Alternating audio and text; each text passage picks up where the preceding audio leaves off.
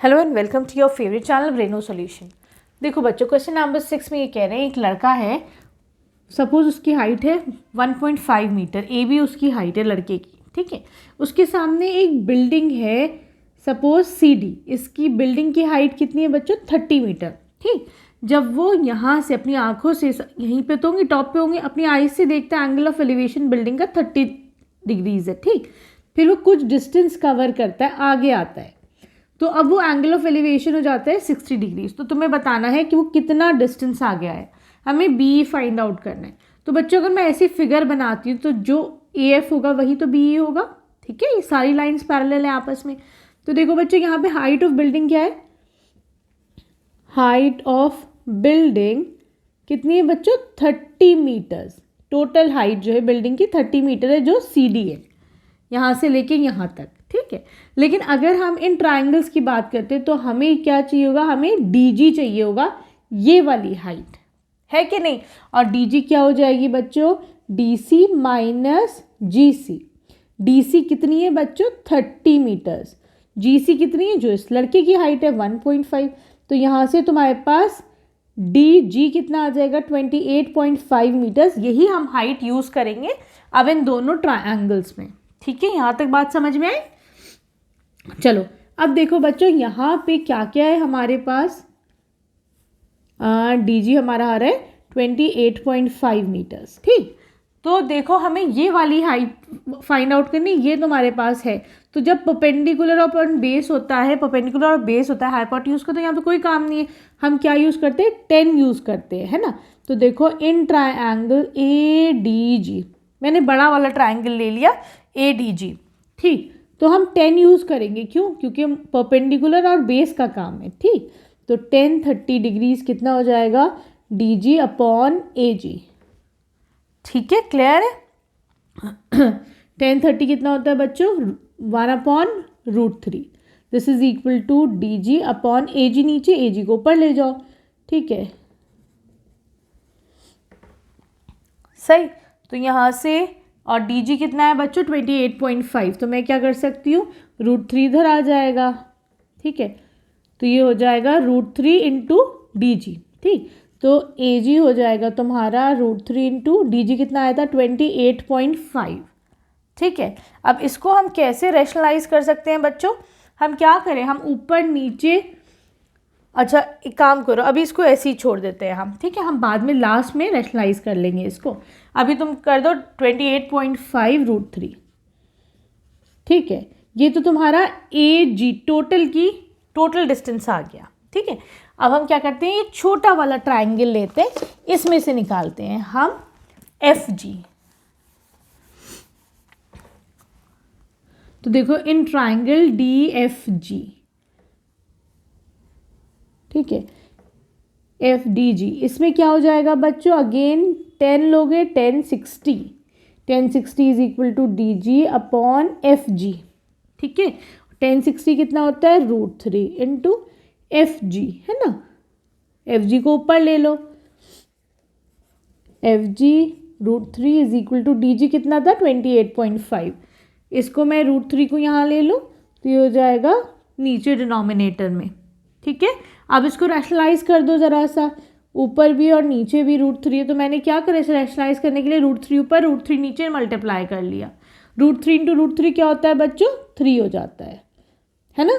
चलो 3 से ज़रा डिवाइड करो, 3 9 ज़ा 27 3 5 ज़ा 15, ये हो जाएगा 9.5 √3 मीटर। ये तुम्हारा एफ जी आया है ना। हमें क्या निकालना था? हमको ए एफ निकालना था, है ना, ठीक। तो देखो ए एफ कितना हो जाएगा बच्चों? A F is equal to A G minus F G, ठीक है। ए जी कितना है आपका? 28.5 √3। एफ जी कितना आया अभी? 9.5 √3। क्या करोगे? √3 को कॉमन ले लो, इन दोनों को सब्ट्रैक्ट करो, ये हो जाएगा 19 √3 मीटर्स, ठीक है। क्लियर है? ये क्या है तुम्हारा? एफ जी ए एफ आ गया, और हमें पता है ए एफ बी ई के इक्वल है, तो बी ई की वैल्यू भी आ गई तुम्हारी। तो इस लड़के ने कितना वॉक करा? He moved a distance of 19√3 metre towards the building. ठीक है, अब आ जाओ तुम क्वेश्चन नंबर 7 पर इसके। देखो बच्चों, क्वेश्चन नंबर 7 में ये कह रहे हैं तुम्हारे पास एक टावर है, ट्रांसमिशन टावर है, ठीक है, ये एक बिल्डिंग के ऊपर लगा हुआ है, ठीक है, ये तुम्हारी बिल्डिंग है AB, ठीक है, जो बिल्डिंग की हाइट है दैट इज 20 मीटर्स, ठीक। ये कह रहे हैं यहाँ से एक पॉइंट है, suppose this point is D, ठीक है ना, इस पॉइंट से अगर तुम टावर पे देखते हो, इसका जो एंगल ऑफ एलिवेशन है दिस इज 60 डिग्रीज, ठीक है, मैंने D से इस पे देखा तो 60 डिग्री का एंगल ऑफ एलिवेशन बनना है, ठीक है। वहीं अगर मैं बिल्डिंग का एंगल ऑफ एलिवेशन देखती हूँ, ये सपोज बड़ा वाला एंगल 60 है, और मैं जो बिल्डिंग का एलिवेशन है ना, angle of elevation this is 45 degrees, ठीक। तो आपको क्या फाइंड आउट करनी है, you have to find out the height of the tower, जो इसके ऊपर लगा है उसकी तुम्हें, ट्रांसमिशन टावर जो है उसकी तुम्हें हाइट फाइंड आउट करनी है, तो मुझे BC फाइंड आउट करनी है, ठीक है। AB तुम्हारे पास जो बिल्डिंग है दिस इज 20 मीटर्स, ठीक। क्वेश्चन की लैंग्वेज आराम से समझना। अब देखो यहाँ परपेंडिकुलर और बेस एक ही है ना, तो हम परपेंडिकुलर और बेस से काम लेंगे, तो परपेंडिकुलर और बेस कब मिलता है, जब तुम 10 के साथ करोगे, ठीक है। तो हम क्या लिख सकते हैं यहाँ पर, इन ट्रायंगल A, बड़ा ले लो, ADC 10 60 डिग्री, तो पता होना चाहिए कब साइन कॉस टेन, कब किस में से क्या लेना है तुम लोगों को, ठीक है। तो देखो बच्चों, चलो एक काम करो, पहले हम लोग छोटा वाला भी ले सकते हैं, triangle, in triangle ABD triangle ले लो 10 45 डिग्रीज, कितना हो जाएगा बच्चों, 10 45 हो जाएगा, परपेंडिकुलर अपॉन बेस, परपेंडिकुलर क्या है यहाँ पर AB, बेस क्या है AD, ठीक है। 10 45 इज 1, तो मैं कह सकती हूँ यहाँ से AD is equal to AB, तो तुम्हारे पास एक चीज़ आ गई है ना, इसको यहाँ पे लिख लेते हैं हम, AB is equal to AD, ये हमें बाद में आके इसकी ज़रूरत पड़ेगी, ठीक। चलो अब आगे बढ़ते हैं, अब लेते हैं बड़ा वाला ट्रायंगल, है ना, तो देखो इन ट्रायंगल ADC, इसमें क्या कह सकते हैं अब, in triangle ADC 10 60 degrees is equal to AC total upon AD, कह सकते हैं, ठीक है। तो मैं अब क्या कर सकती हूँ बच्चों, AC को ऐसे ही छोड़ दो, AD मेरे पास आ गया है AB के इक्वल, है ना, और AB कितना है 20 मीटर, तो मैं यहाँ से क्या कह सकती हूँ कि AD is equal to 20 metres, है ना, क्योंकि AB तुम्हारा 20 है तो AD भी तुमने 20 कह दिया, तो यहाँ से ये हो जाएगा √3 into 20 is equal to AC, ठीक है। तो AC आ जाएगा 20 √3 मीटर्स, ठीक। लेकिन तुम्हें क्या फाइंड आउट करना है, AC तो टोटल हाइट है, we have to find out BC, तो मैं कह सकती हूँ that BC is equal to AC minus AB is 20 √3 minus AB is 20 metres जो गिवन था तुम्हारे पास, तो ये हो जाएगा 20 √3 माइनस 1 मीटर, ये क्या आ गई तुम्हारे पास, हाइट ऑफ ट्रांसमिशन टावर, ठीक है। अब तुम आ जाओ इसकी क्वेश्चन नंबर 8 पर।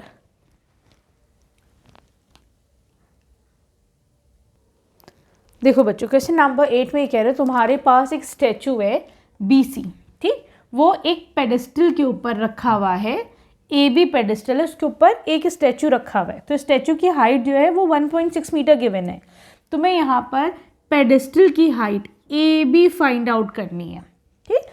ये कह रहे हैं एक पॉइंट है ग्राउंड पे, उससे अगर हम स्टैचू को देखते हैं तो एंगल ऑफ एलिवेशन बनता है तुम्हारा 60 डिग्रीज, ठीक।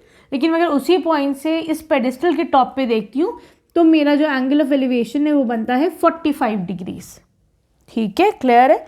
तो देखो यहाँ पे बच्चों हाइपोटेन्यूज से मतलब नहीं है, तुम्हारे पास हाइट परपेंडिकुलर से मतलब है, बेस दोनों ट्राइंगल में सेम है, तो तुम क्या लोगे, हम लोग 10 लेंगे, ठीक है। तो देखो बच्चों, इन ट्रायंगल ABD, छोटा वाला ट्रायंगल, क्या कह सकते हैं हम, 10 45 is equal to AB upon AD, 10 45 is 1, तो मैं यहाँ से कह सकती हूँ AB is equal to AD, कह सकते हैं, ठीक। अब तुम देखो बच्चों बड़ा वाला जो ट्रायंगल है, तो देखो इन ट्रायंगल ACD क्या कहेंगे, 10 60 is equal to AC upon AD, ठीक है। अब AC को मैं कैसे लिख सकती हूँ? I can write AC as AB plus 1.6। AB plus 1.6 लिख सकते हैं, कोई मसला नहीं है। मैंने क्या करा, AD को भी AB ही के फॉर्म में लिख लो। क्यों? AB फाइंड आउट करना है तो मैंने पहले AB के फॉर्म में लिख लिया। 1060 इज √3।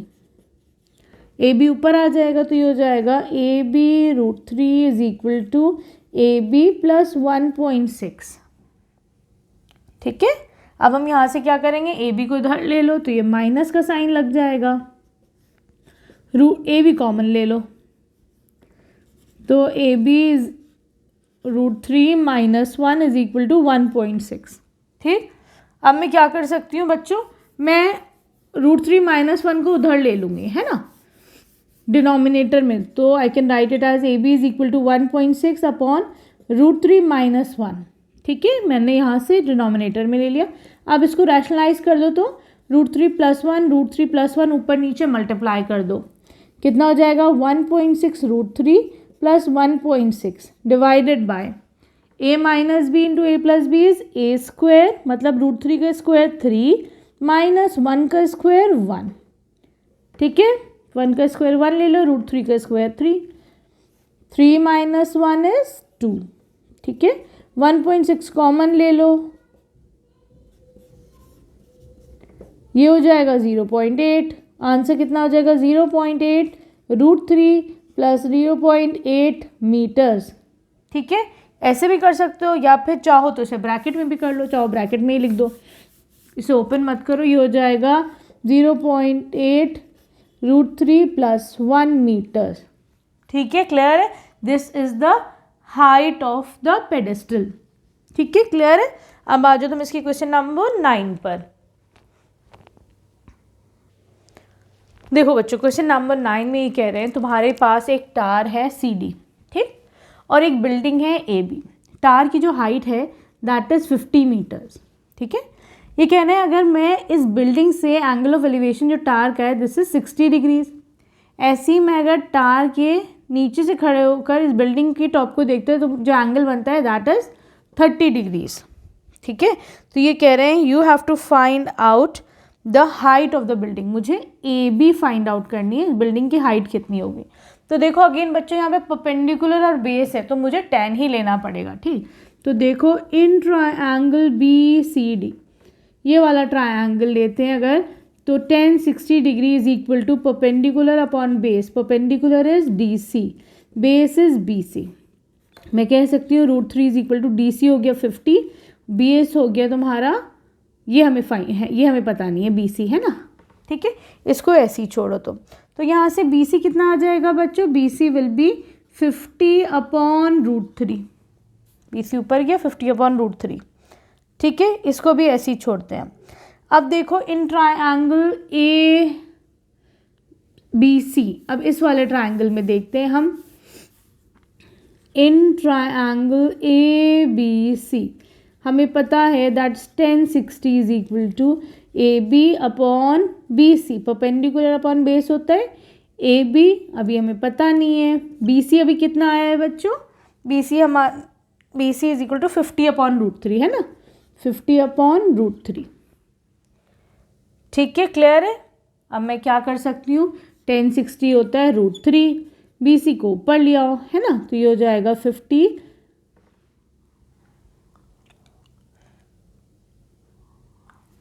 ठीक, रुको इसको भी BC छोड़ो ताकि इजी हो जाएगा तुम लोग को समझने में, है ना।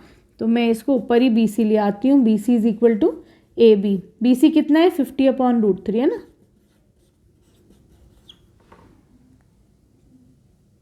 तो √3 तो जा रहा है, रुको एक सेकेंड। अच्छा पहले हमने, एक मिनट, हाँ बच्चों ये tan 60 नहीं होगा, tan 30 होगा, ABC में tan 30 होगा, है ना। ठीक है, तो ये हो जाएगा 1 अपॉन √3। ठीक है, √3 इंटू √3 कितना हो जाएगा, 3 हो जाएगा। ठीक, तो यहाँ से AB की वैल्यू क्या आ जाएगी 50 अपॉन 3, है ना। ज़रा डिवाइड करो इसको, तो ये हो जाएगा 16.67 मीटर्स। ये क्या आ गई, हाइट ऑफ द बिल्डिंग आ गई AB। ठीक है, क्लियर है। अब तुम आ जाओ इसकी क्वेश्चन नंबर 10 पर। देखो बच्चों, क्वेश्चन नंबर 10 में ये कह रहे हैं तुम्हारे पास दो पोल्स हैं which are of equal height, ठीक है, मतलब A B equal to D E है, ये तुम्हारे पास गिवन है, ठीक। ये कह रहे हैं इनके बीच में जो रोड है दैट इज 80 मीटर वाइड, तो मैं कह सकती हूँ कि 80 जो है वो A D is equal to 80 metres, ठीक है। फिर ये कह रहे हैं यहाँ पे बीच में एक पॉइंट है कहीं पर, वहाँ से अगर तुम दोनों का एंगल ऑफ एलिवेशन देखते हो दोनों पोल्स का, तो एक का 60 डिग्री है, एक का 30 है। तो आपको एक तो ए बी और ए डी की वैल्यू फाइंड आउट करनी है, दूसरी आपको क्या फाइंड आउट करना है कि ए सी कितना है और सी डी कितना है। देखो फिगर में इक्वल लग रहा है पर इक्वल है नहीं है, ठीक है। ए सी और सी डी की वैल्यू भी फाइंड आउट करनी है। तो देखो बच्चों क्या कह सकते हैं हम यहाँ से, एक तो मैं ये कह सकती हूँ कि सॉरी ए सी नहीं था, ए सी इक्वल टू सी डी नहीं, ए सी और सी डी की वैल्यू फाइंड आउट करनी है। मुझे पता है कि A C plus C D कितना है 80 है, तो मैं कह सकती हूँ कि A C is equal to 80 minus C D, है ना, ठीक। अभी हम इसका यूज़ करेंगे तो एक चीज़ तो निकल के आएगी हमारे पास। देखो अब बच्चों, in triangle A B D, A B C लेते हैं, डी नहीं C, in triangle A B C 1060 is equal to perpendicular upon base is AC, है ना, perpendicular is AB, नीचे ले लो AC, है ना। AC क्या है बच्चों, √60 को मैं क्या लिख सकती हूँ, √3 लिख सकती हूँ, तो √3 1060 को मैं √3 लिख देती हूँ। AB is equal to AC को ऊपर ले आओ, AB is equal to AC √3, ठीक है, सही है। AC की जगह हम लिख लेते हैं 80 माइनस सी डी, तो मैं कह सकती हूँ A B is equal to √3 80 minus C D, ठीक है, सही है। अब मैंने ए बी को भी सी डी के टर्म्स में कर लिया, ए सी भी तुम्हारा सी डी के टर्म्स में, ठीक है, क्लियर है। चलो अब आ जाओ तुम दूसरे वाले ट्रायंगल पे, इसको ख्याल रखना, इसी को हमें यूज़ करना है अब, है ना। देखो बच्चों अब आ जाओ, in triangle C D E 1030 is equal to perpendicular upon base, perpendicular is E D upon base is C D. हमें पता है ई डी और ए बी बराबर है, तो मैं ई डी की जगह ए बी ही रख लूँ, है ना, कर सकते हैं ना हम ऐसा, ठीक। तो यहाँ से ये कितना हो जाएगा 1/√3, सी डी को ऊपर ले लो, is equal to A B, ठीक है। अब मैं क्या कर सकती हूँ बच्चों,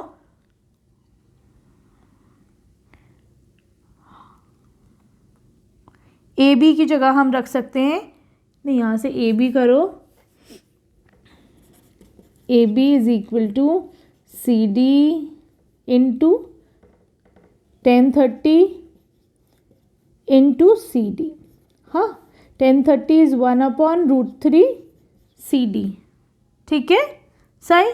अब मैं ए बी की जगह क्या रख सकती हूँ बच्चों, हमने पहले ए बी की जगह क्या रखा था, A B is equal to √3 80 minus C D, ये निकाला था, तो मैं वहीं यहाँ पे ए बी की वैल्यू पुट कर देती हूँ, ठीक।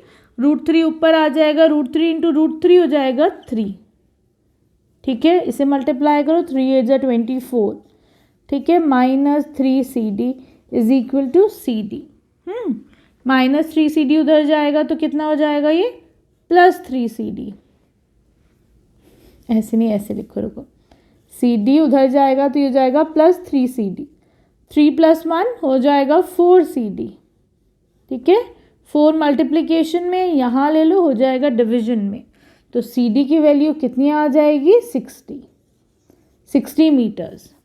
अब देखो सी डी तुम्हारे पास 60 आया, तो ए सी निकाल लोगे कैसे, ए सी कितना हो जाएगा बच्चों, ए सी कितना था 80 माइनस सी डी था, सी डी आया 60, ये आ जाएगा 20 मीटर्स, ठीक है, ये भी आ गया। अब ए बी की वैल्यू फाइंड आउट कर लो, ए बी आ जाएगा सी डी अपॉन √3 था, सी डी आ गया 20/√3, ठीक, नहीं सी डी इज 60, ठीक है। अब कैसे वैल्यू फाइंड आउट होगी बताओ ज़रा सा, क्या करेंगे हम, रूट थ्री मल्टीप्लाई कर दो ऊपर और नीचे, √3 इंटू √3 हो जाता है 3, 3 2 ज़ा 10 0, ये हो जाएगा 20 √3 मीटर्स। ये ए बी की वैल्यू आ गई। हमें पता है ए बी और डी ई बराबर है, तो डी ई भी तुम्हारा हाइट ऑफ पोल 20 √3 मीटर्स। आ गई यहाँ से सारी चीज़ें, सी डी भी आ गया 60, ए सी भी आ गया 20, ए बी भी आ गया और डी ई भी आ गया। क्लियर है? बाकी की वीडियोस हम क्वेश्चंस हम नेक्स्ट वीडियो में करेंगे। Thank you for watching Braino solutions.